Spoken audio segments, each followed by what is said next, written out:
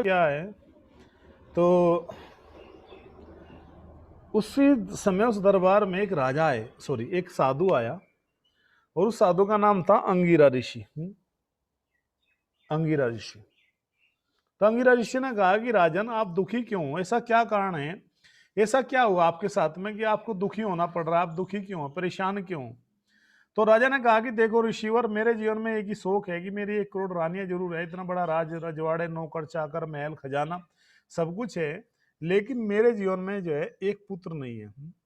अब राजा के जीवन में पुत्र नहीं है तो बड़े सुख की दुख की बात है, और ये राज्य जो है, ये इतना बड़ा सब कुछ संपदा है, इसका मालिक कौन बनेगा? तो जो साधु था उसने कहा कि हाँ बिल्कुल, बात तो तुम्हारी सही है, और लेकिन किया क्या जाए।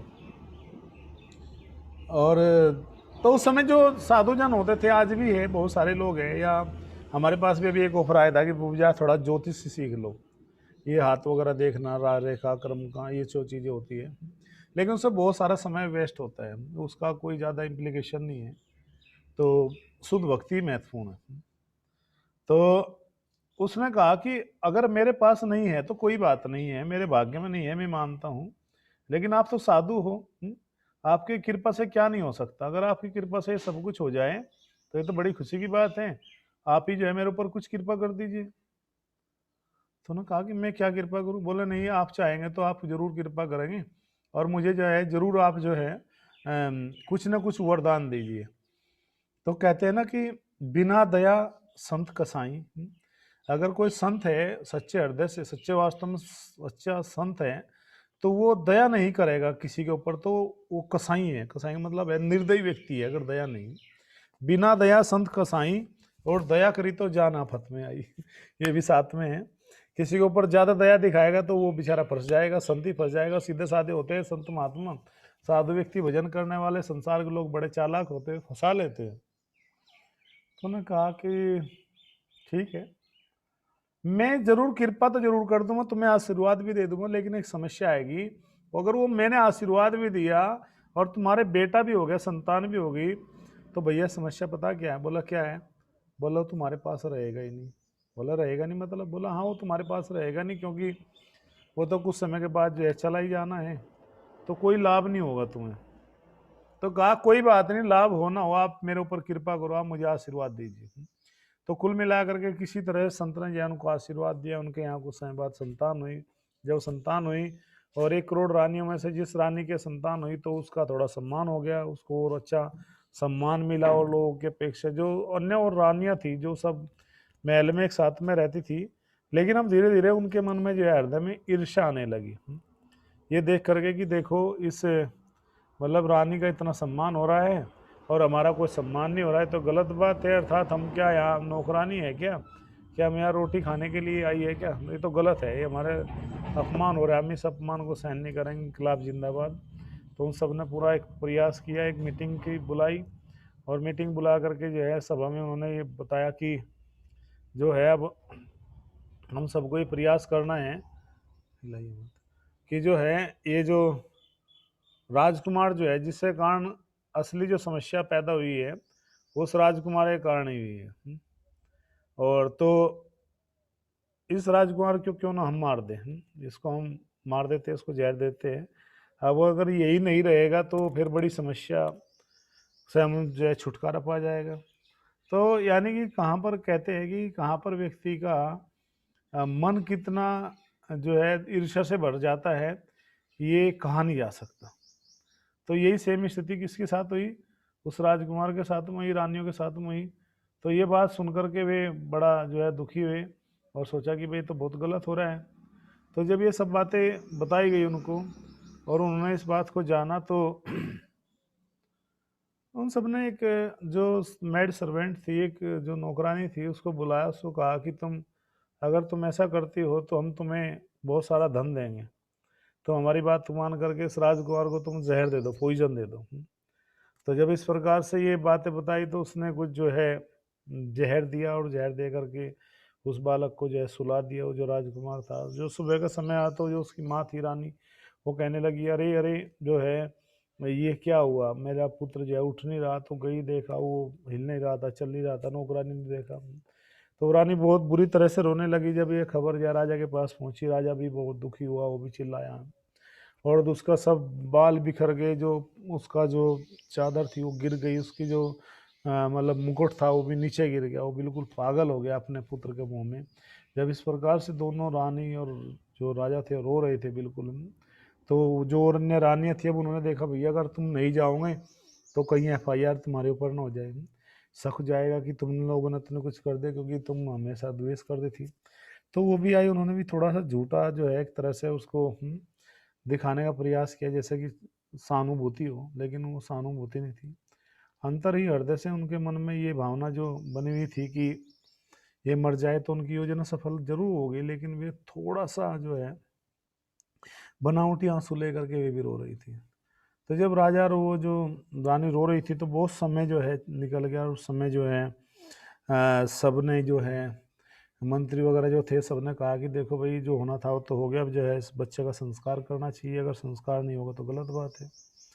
तो जब इस प्रकार से ये संस्कार वाली बात आई उनके मन में, तो वो सब के सब जो है बड़े विचलित हो गए, और राजा की बात के सामने भैया कौन उसको राजा को जो है इस बात के लिए कहे कि तुम्हारा बेटा नहीं रहा, तुम्हारा बेटा जो है एक्सपायर हो गया है, वो नहीं रहा संसार में, अर्थात उसकी मृत्यु हो गई है, जो भी कहे वो बड़ा दुखी। तो तभी वहां पर अंगिरा ऋषि और नारद जी आए, उन्होंने फिर उस राजा को बहुत अच्छी तरह समझाया, लेकिन राजा के दिमाग में ये बात नहीं आ रही थी कि मेरा बेटा मर गया है, मेरा बेटा मुझे क्यों छोड़कर चला गया, ये तो गलत बात है, ये भगवान ने मेरे साथ में ऐसा क्यों किया, भगवान मेरे से क्या चाहता है, क्या द्वेष करता है। तो ये सब बातें जो है वो राजा बार बार कह रहा था। तो इतिहास में एक पहला ऐसा ये इंसिडेंट हुआ था दुनिया में, उसके बाद में ना तो पहला हुआ ना हुआ, कि मरे हुए व्यक्ति ने, मरे हुए बालक ने आकर के फिर अपने माता पिता को समझाया, उपदेश दिया। तो वो अंगिरा की जब बात नहीं समझ में आ रही थी, नहीं वो सुन पा रहे थे, तो अंगिरा ऋषि ने कहा कोई बात नहीं, अगर आपको हमारी बात पे विश्वास नहीं है, आप कहते हैं कि हम झूठ बोल रहे हैं, तो ठीक है अपने बेटे से पूछ लो। तो वो बेटा तुरंत उठ गया, जो लेटा हुआ था, वो जो डेथ डेथ हो गई थी, जिसकी डेथ हो गई थी, तो वो उठ गया, और उठ करके उसने फिर उपदेश देना शुरू किया, बहुत सुंदर उपदेश देता है। जैसे पिता उसके सामने आता तो कहता कि हु आर यू, कौन हो आप, वास्तव में आप कौन हो, क्या चाहते हो, आपको मेरे से क्या चाहिए। तो ये बातें सुनकर के राजा बड़ा दुखी, अरे क्या बात करते हो, मैं तुम्हारा पिताजी हूँ, तुम ऐसे मेरे से पूछ रहे हो। बोला हाँ हाँ आप मेरे पिताजी हो, मैं मानता हूँ, लेकिन आपको नहीं पता कि मैं भी आपका कहीं पिता ही रहा हूँ, जाने कितने जन्मों में आपका पिता ही रहा हूँ, ये संबंध जन्मों जन्मों का जो है बार बार बदलता रहता है, बार बार आप मेरे पिता बनते हो, मैं बार बार आपका पिता बनता हूँ, ये जो है रियली नहीं है।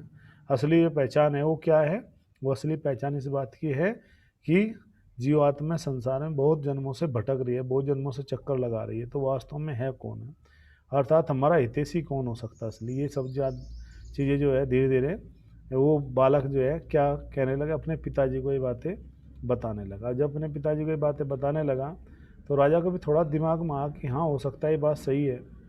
तो राजा ने बड़े ध्यान से सुनी है, और ये सुन कर के उस बालक ने कहा कि न जाने कितने जन्मों में मैं तुम्हारा पिता बना हूँ, न जाने कितने जन्मों में आप मेरे पिता बने हो, पुत्र बने। इस संसार में जो है जीव बारंबार जन्म लेता रहता है, बारंबार उसकी मृत्यु होती रहती है।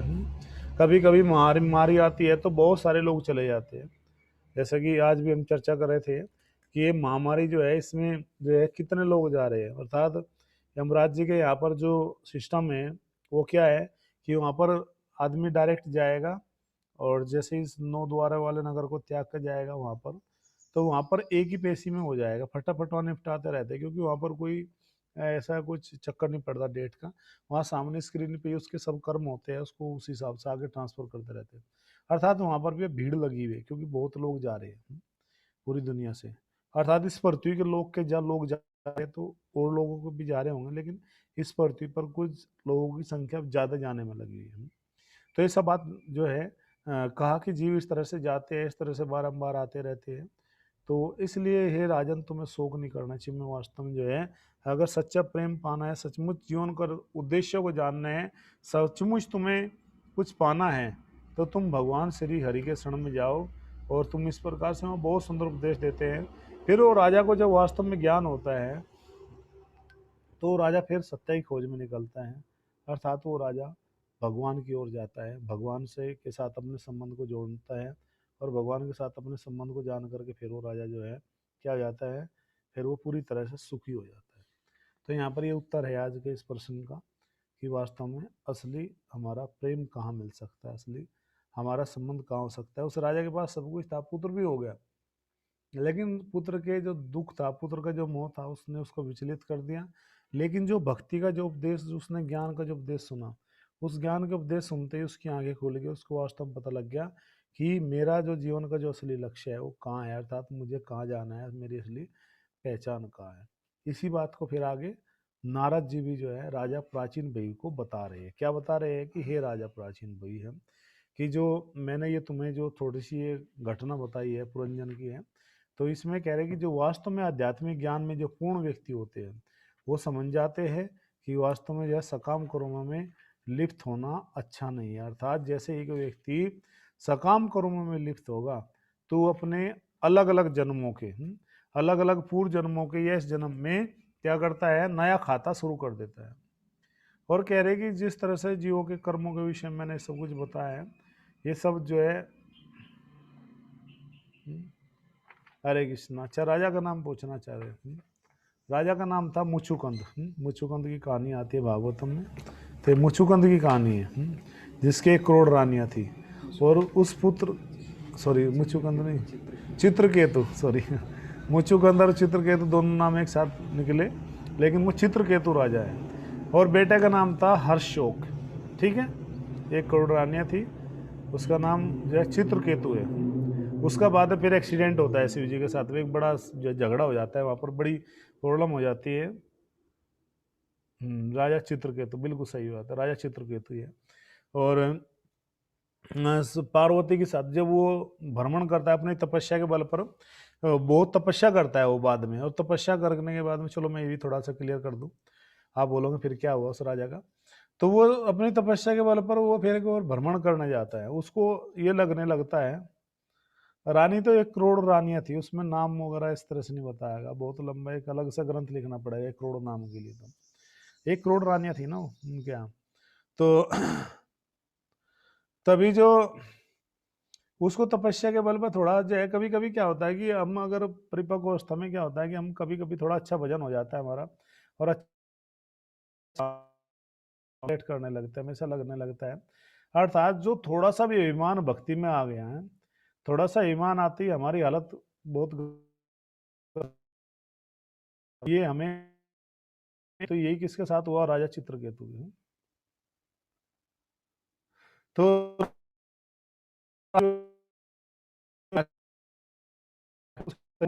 ये जो शिव जी है, ये जो है मतलब एक बार हिमालय की तलहटी में गए, और वहां पर कैलाश पे भोलेनाथ जी जय माता पार्वती को अपनी दाई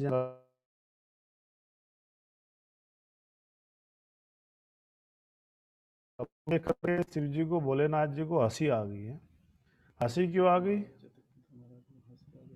हाँ, चित्रकेतु महाराज को इस बात के लिए हंसी आई कि देखो ये शिव जी महान भक्त है, महान वैष्णव बोलते हैं इनको, और ये बताओ ऋषि मुनियों की सभा के बीच में अपनी पत्नी को अपने जो है मतलब बिल्कुल सटा करके टच करके और अपनी जंघा के ऊपर बिठाए हुए हैं, और ये जो पत्नी है इनको भी कुछ मर्यादा का भान नहीं है, देखना चाहिए संत महात्मा सब सामने बैठे हुए हैं। तो इस प्रकार से देख करके वो हंसने लगा, और इस प्रकार से इन शब्दों से जो है भोलेनाथ जी की निंदा करने लगा। भोलेनाथ जी तो महान वैष्णव है, वैष्णव ये था नाम शंभु है, परम वैष्णव है, वो सब जानते हैं।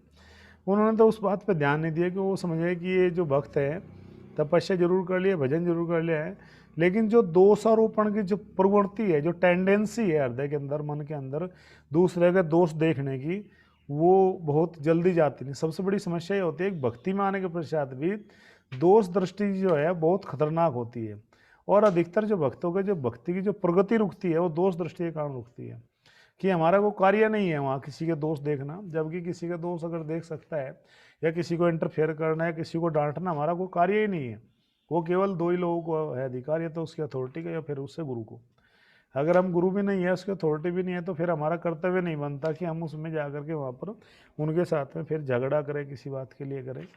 तो भोलेनाथ जी तो आराम से बैठ रहे, पता था भैया अगर बोल गए तो कुछ ना कुछ गड़बड़ होगा, लेकिन जिस बात का डर महान वैष्णव भोलेनाथ जी को था कि कुछ ना कुछ गड़बड़ होगा, वो होएगा, भोलेनाथ जी तो महान भक्त है, वो तो बिल्कुल बेचारे आराम से बैठे रहे, लेकिन ये अपने पति का अपमान देख करके माता पार्वती से नहीं रहा गया। तो उन्होंने कहा कि हाँ हाँ बिल्कुल सही कह रहे हो, तुम्हें ब्रह्मा जी ने भेजा है, ब्रह्मा जी ने तुम्हारी तो ड्यूटी लगाई है। भाई हमारे ऊपर जो होना चाहिए अधिकारी हो तुम ही तो हो, बहुत दिन बाद आए हो, आप ही हमें डांटिए समझाइए हम क्या गलत कर रहे हैं। तुम्हें जो है महान वैष्णव के बारे में तुम ऐसा करते हो, तुम्हारी बुद्धि असुर जैसी है, राक्षस जैसी बुद्धि है तुम्हारी। माता पार्वती ने खूब आलोचना की कि जो है कि जरूरी नहीं कि कि किसी भेड़िए को हम खाल उड़ा करके उसको शेर बना दें। किसी भेड़िए को शेर की खाल उड़ाने से शेर नहीं बन जाता, उसकी जो प्रवृत्ति होती है वही रहती है। जब उसके जो जब जब सियार जो जो सियार जो उसके साथी जो है आवाज लगाते हैं तो फिर शेर की आवाज नहीं निकालता, वो जो है सियार की आवाज निकालता है। इस तरह से तुमने भले ही बाहर से जय साधु का चोला उड़ लिया हो दिखावे के लिए, लेकिन तुम साधु नहीं हो सकते। इसलिए तुम्हारे हृदय में ये जो वासना है, जो दोष दृष्टि है, वो बहुत गलत है। और जाओ मैं तुम्हें श्राप देती हूँ, तुम्हारी बुद्धि असुरों की जैसी है, तुम्हारा असुर कुल में जन्म हो। लेकिन यहाँ पर एक बात बहुत अच्छी होगी। क्या बहुत अच्छी बात होगी? कि चित्रकेतु को माता पार्वती की डांट सुनते ही सब ज्ञान हो गया। जब उनको सब ज्ञान हो गया माता पार्वती की डांट सुनते ही, फिर वो बहुत सुंदर स्तुति गाते हैं भोलेनाथ जी की और माता पार्वती को। फिर भोलेनाथ जी भी कहते हैं कि ये तो तुमने अच्छा नहीं किया। थोड़ा सा भोलेनाथ जी समझाते हैं माता पार्वती को कि ठीक है, अगर कोई व्यक्ति कुछ कह रहा है तो ज्ञानी जीव है, कुछ भी कह सकता है, इसका मतलब ये थोड़ा ही कि हम उसके साथ में झगड़ा करेंगे। तो भैया पहले भी हमारे, क्योंकि भोलेनाथ जी को तो पहले ही सबक मिला हुआ है, दक्ष प्रजापति के साथ में जो झगड़ा हुआ था उसमें कितना उत्पात हुआ, कितना मार काट हुई, कितना क्या, भोलेनाथ जी तो उसी बात को लेकर दुखी थे। उनका तो हृदय वहां से ही पहले परिवर्तन था भाई, किसी भी जीव के साथ में कुछ ऐसा दुर्व्यवहार नहीं करना। लेकिन माता पार्वती को समझाते, माता पार्वती को फिर अपनी गलती का एहसास होता है, कहती है कि अब मैं क्या कर सकती हूँ, अब तो श्राप दियागा। फिर वही जो राजा चित्रकेतु है अगले जन्म में असुर कुल में जन्म लेता है, नाम होता है वृत्तासुर। देवासुर संग्राम में जिसका सर जो है फिर इंद्र जो है काटते हैं। और बहुत सुंदर स्तुति गाता है जो है देव, जो है वो राजा असुर कुल में जन्म लेने के पश्चात भी। तो यहाँ पर शिक्षा क्या मिलती है कि कृष्ण प्रेम जो है